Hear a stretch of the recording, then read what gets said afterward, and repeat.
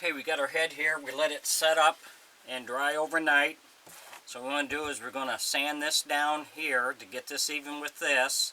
And then we're going to round down our sides to get a general rounding of the head. We've already got our ears done for this guy. It's going to go like that. And we have our two horns, which will be going on here. I don't know which way they're going to go yet. So these are done. They just need to be totally sanded down. They've been done and finished, need to be sanded.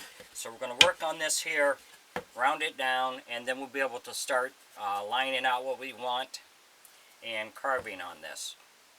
If you enjoy my videos, please like and subscribe on my YouTube page. I'd appreciate it.